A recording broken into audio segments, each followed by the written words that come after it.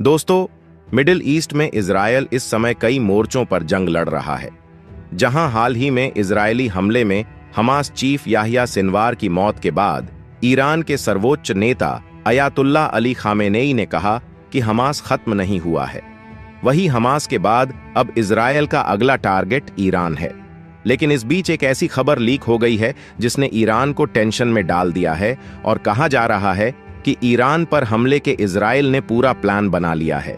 लेकिन सवाल यह है कि ईरान द्वारा इजरायल पर हमला करने के इतने दिनों बाद भी अभी तक इजरायल ने जवाबी कार्रवाई क्यों नहीं की, और हाल ही में इजरायल द्वारा हमले को लेकर बनाया गया जो प्लान लीक हुआ है उसकी अपडेट क्या है। आइए समझते हैं आज की इस वीडियो में।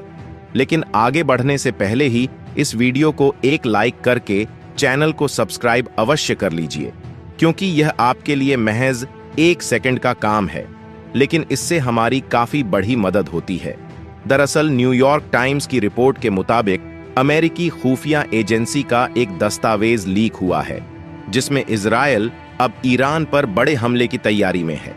यहां पर अमेरिका की satellite national geospatial intelligence agency यानी एनजीए ने कुछ ऐसी तस्वीरें कैद की हैं जिसमें इजरायल की सेना की तैयारियों को देखकर लगता है कि इजरायल अब बड़ी कार्रवाई करने के मूड में है।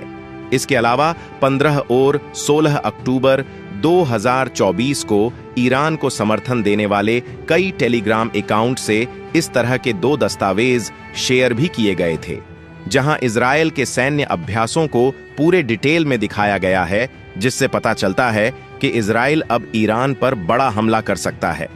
बताते चले कि ईरान ने 1 अक्टूबर 2024 को इजरायल पर करीब 200 मिसाइलों से अटैक किया था, जिसके बाद पूरी दुनिया की नजर इस बात पर टिकी हुई थी कि आखिर इजरायल कैसे बदला लेगा।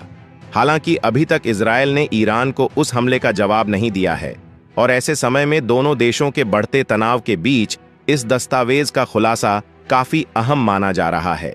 पर सवाल ये है, जो दस्तावेज लीक हुए हैं उनमें ऐसा क्या दिखा है जिससे दुनिया भर के देश परेशान हैं? दरअसल जो दस्तावेज मिले हैं उनमें से एक का टाइटल है इजराइल। वायुसेना ईरान पर हमले की तैयारी जारी रखे हुए है, जहां इजरायली सैन्य तैयारियों में कथित तौर पर हवा से हवा में विमानों में ईंधन भरने के अभियान, खोज और बचाव अभियान और संभावित ईरानी हमलों के मद्देनजर मिसाइल को फिर से स्थापित करने की स्थिति को दिखाया गया है। जबकि दूसरे दस्तावेज में हथियारों और अन्य सैन्य संपत्तियों को रणनीतिक स्थानों पर ले जाने की तैयारी नजर आती है। इन खुफिया दस्तावेजों के कथित तौर पर लीक होने की खबर के बाद अमेरिकी खुफिया एजेंसियां और FBI संयुक्त रूप से इसकी जांच कर रही है, ताकि यह पता लगाया जा सके कि जानकारी कैसे लीक हुई और क्या इस तरह के और भी दस्तावेज लीक हो सकते हैं। और अगर आपको नहीं पता तो बता दूं, इजरायल ईरान के बीच युद्ध अभी भी जारी है, और इस बीच ईरान के समर्थन वाले हिजबुल्लाह इजरायल पर लगातार मिसाइल और ड्रोन से हमला कर रहा है। लेकिन शनिवार को जो हमला हिजबुल्लाह ने किया है उसने इजरायल को हिलाकर रख दिया। दरअसल पिछले दिन इजरायली प्रधानमंत्री बेंजामिन नेतन्याहू के प्राइवेट हाउस पर हिजबुल्लाह के ड्रोन अटैक से पूरे मिडिल ईस्ट में खलबली मच गई। हालांकि गनीमत रही कि ड्रोन हमले के समय घर में कोई भी सदस्य मौजूद नहीं था और किसी को भी कोई नुकसान नहीं हुआ है। वहीं इस हमले के बाद नेतन्याहू ने कहा है कि ईरान के जिन एजेंटों ने आज मेरी और मेरी पत्नी की हत्या करने की कोशिश की, उन्होंने एक बड़ी भूल की है, और यह हमला उन्हें युद्ध जारी रखने से नहीं रोकेगा, और जो भी इजरायलियों को नुकसान पहुंचाने की कोशिश करेगा उसे भारी कीमत चुकानी होगी। यह हमला उनके इरादों को कमजोर नहीं कर सकती है, और मैं वादा करता हूं कि हम अपनी ओर से हमले करना जारी रखेंगे। आपको बता दें कि शनिवार को इजरायल के कैसरिया में जहां हिजबुल्लाह ने अटैक किया था, वहां पर इजरायल के IDF और मोसाद की सीक्रेट ऑफिस है, और यहां पर हिजबुल्लाह के हमला करने की प्रमुख वजह इजरायल की इंफॉर्मेशन ताकत को तोड़ने की थी। वहीं नेतन्याहू के बयान के बाद ईरान ने भी जवाब दिया है, जहां ईरानी न्यूज एजेंसी IRNA ने कहा कि नेतन्याहू के घर पर हमला करने के पीछे लेबनान स्थित हिजबुल्लाह का हाथ है, और इससे हमारा कोई लेना देना नहीं है। जबकि हिजबुल्लाह ने भी अभी तक अटैक को स्वीकार नहीं किया है और हाल ही में जो खबर निकल आ रही है उसके मुताबिक इजरायल हिजबुल्लाह युद्ध में इराक की भी एंट्री हो चुकी है, जहां इराक ने शनिवार रात को इजरायल पर कई ड्रोन दागे हैं। वहीं अटैक की वजह से इजरायल में सायरन बजने लगे। हालांकि इजरायल के तरफ से कोई बयान नहीं आया है, लेकिन गौर करने वाली बात यह है कि इजरायल ने 1 अक्टूबर के मिसाइल हमले का बदला लेने के लिए ईरान पर हमला करने की कसम खाई है और वॉर रूम में एक के बाद एक ईरान पर हमले के अचूक तरीके पर चर्चा हो रही है।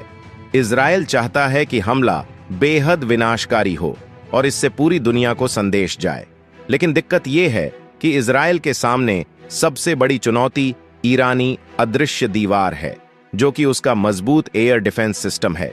यही वजह है कि लगभग 19 दिन बीत जाने के बावजूद ईरान पर हमला करना इजरायल के लिए कहीं से भी आसान नहीं हो रहा, जबकि ईरान ने अपने महत्वपूर्ण सैन्य और परमाणु स्थलों की सुरक्षा के लिए एक मजबूत एयर डिफेंस सिस्टम तैयार किया है, जिसमें रूस में बना S-300, SI-22 और स्वदेशी खोरदाद 15 और बावर 373 सिस्टम जैसे मॉडर्न सिस्टम शामिल हैं। इन एयर डिफेंस सिस्टम्स की मदद से ईरान का हवाई क्षेत्र बेहद सुरक्षित माना जाता है, जिससे इजरायल के लिए हवाई हमला करना चुनौतियों से भरा है। ईरान के एयर डिफेंस सिस्टम में सबसे महत्वपूर्ण सिस्टम रूस से हासिल S-300 है। यह सिस्टम 160 किलोमीटर की दूरी से लड़ाकू विमानों को निशाना बनाने की ताकत रखता है, जहां S-300 सिस्टम ध्वनि की गति से 5 गुना तेज गति से एक साथ कई लक्ष्यों पर दर्जनों मिसाइलें दाग सकती है। इस क्षमता के कारण इजरायली लड़ाकू विमानों के लिए इससे बच पाना मुश्किल साबित हो सकता है। हालांकि अगर इजरायल को इन सिस्टमों की सटीक स्थिति पता है तो उसके लड़ाकू विमान उनकी सीमा से बाहर रहकर हमला कर सकते हैं। इसके अलावा SA-22 सिस्टम की हाई मोबिलिटी इसे और भी खतरनाक बनाती है, जहां यह सिस्टम ट्रकों पर लगाया जाता है, जिससे इसे कहीं भी तैनात करना आसान हो जाता है। और खास बात यह है कि यह 40,000 फीट की ऊंचाई पर उड़ रहे विमानों को मार गिराने की ताकत रखता है। इसके अलावा ईरान के पास खोरदाद 15 और बावर 373 जैसे एडवांस सिस्टम भी हैं, जो पुराने सोवियत SA-6 सिस्टम पर आधारित हैं। दोस्तों, यही वो सिस्टम है जो मिलकर ईरान के हवाई क्षेत्र को और अधिक सुरक्षित बनाते हैं। जबकि इजरायल के पास F-35 जैसे अत्याधुनिक स्टील्थ फाइटर जेट हैं, जो ईरान के रडार सिस्टम से बचने में सक्षम हो सकते हैं।